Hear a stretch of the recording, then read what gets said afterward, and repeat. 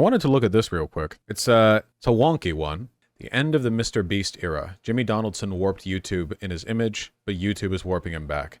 Apparently, I mean, I've seen some quotes from this, so I understand the gist of it, but it's essentially about how Mr.Beast is he's a non-human now. He's essentially like an amorphous flesh blob that, that exists to produce content.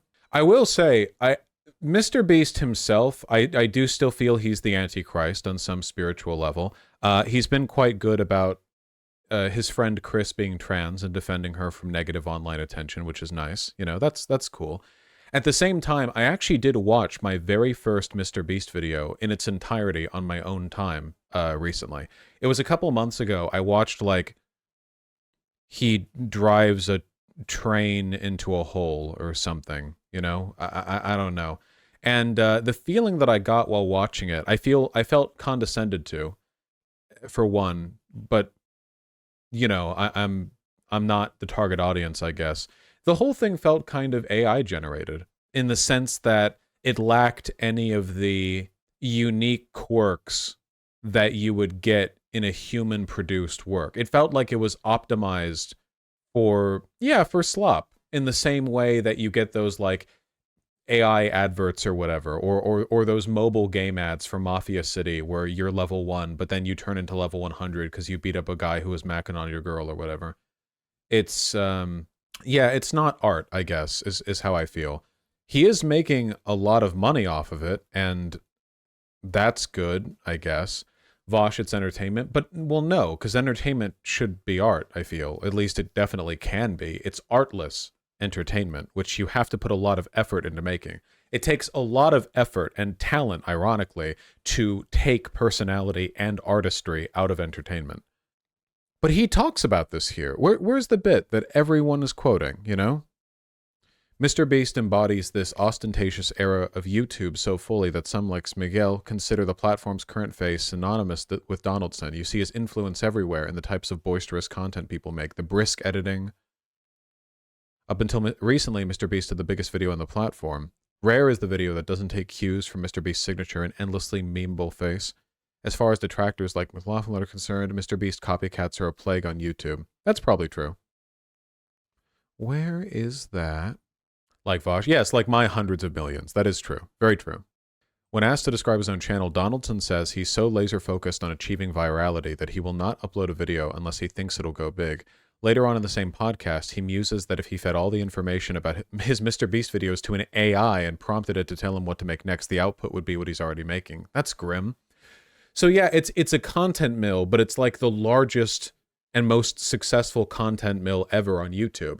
Nothing that he makes is a reflection of his own interest. There's never a message or a thing that he wants to get out there. There's no information he wants to convey or personality that he wants to put forward. But that's been true for all YouTubers who get to the top. I don't think so, actually. Smosh, PewDiePie, I don't know about Two Best Friends, but at the very least, PewDiePie was always PewDiePie.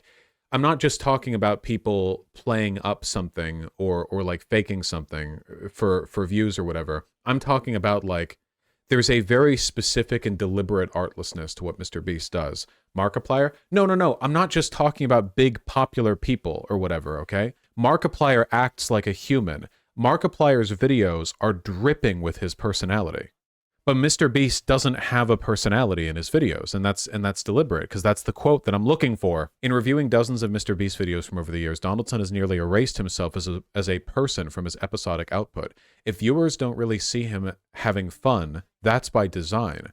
Donaldson has outright said he sees personality as a limitation for growth.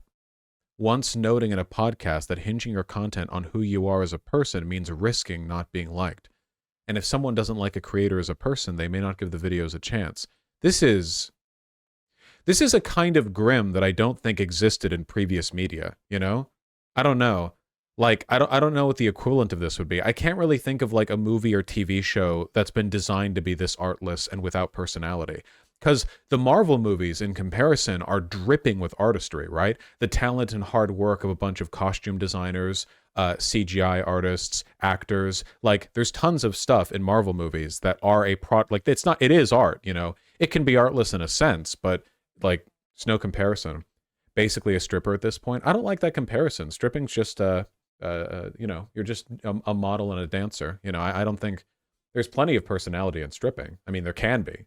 This is very specific. This is like, I don't think anything else is like this. I think this is its own thing. Totally unique.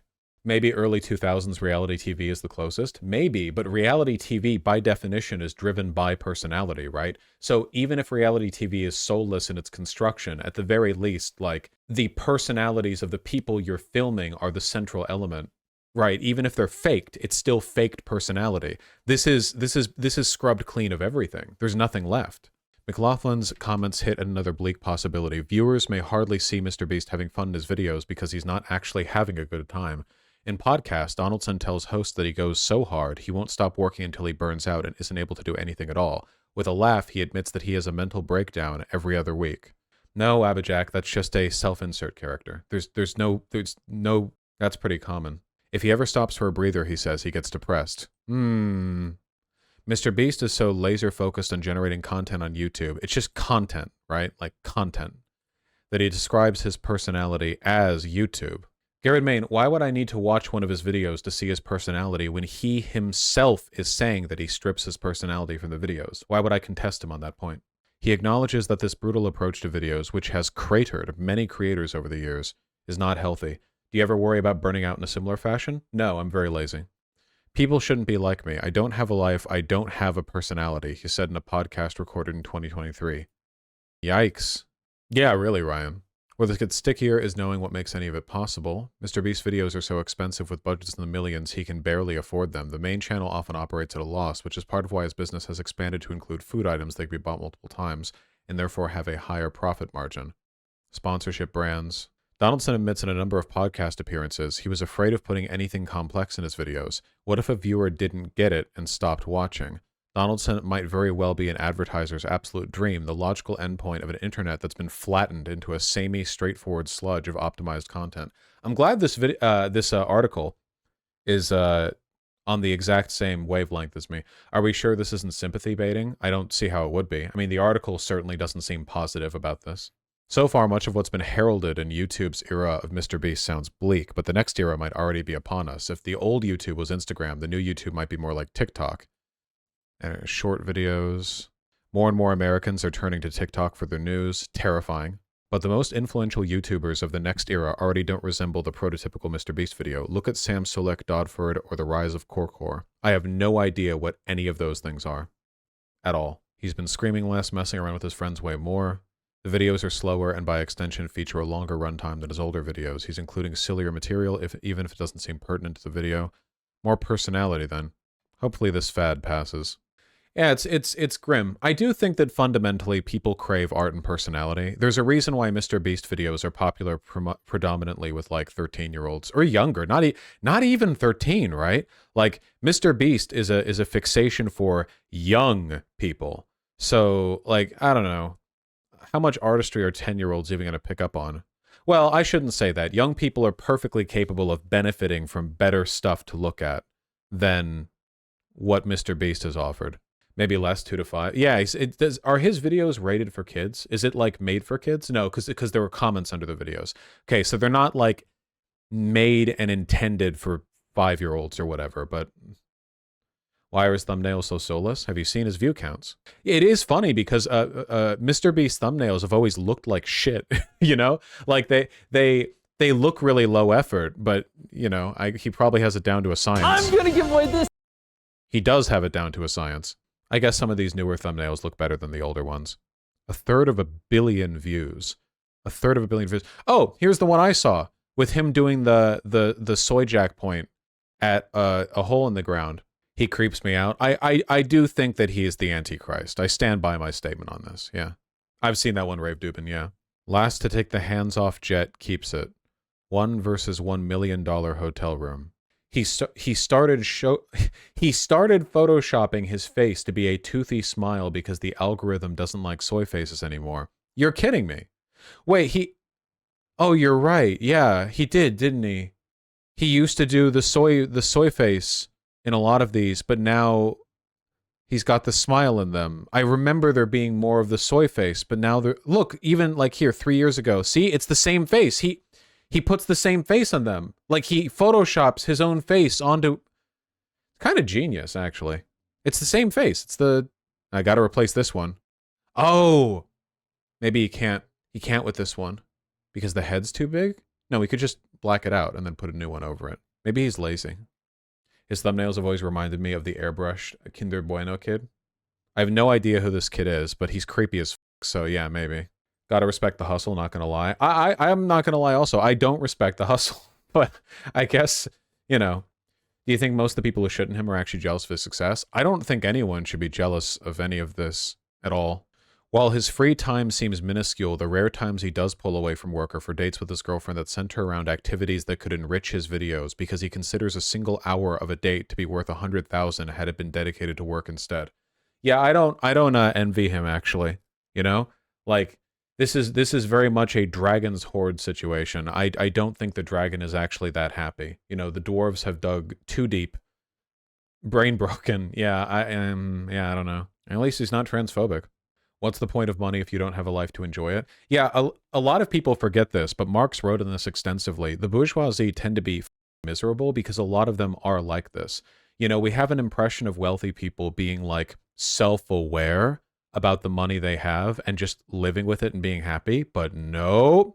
The wealthier you are, the more likely you are to view your wealth and the accumulation of wealth as like a central driving goal in your life. So you make that about everything. There are so many ultra wealthy people who just like slaved away their whole lives and didn't make friends, you know? It's not like it is a common thing. It's just humans aren't meant to have all the bananas. Humans are meant to have at any given point in time 1 banana in their hand and maybe a few bunches of bananas in their hut.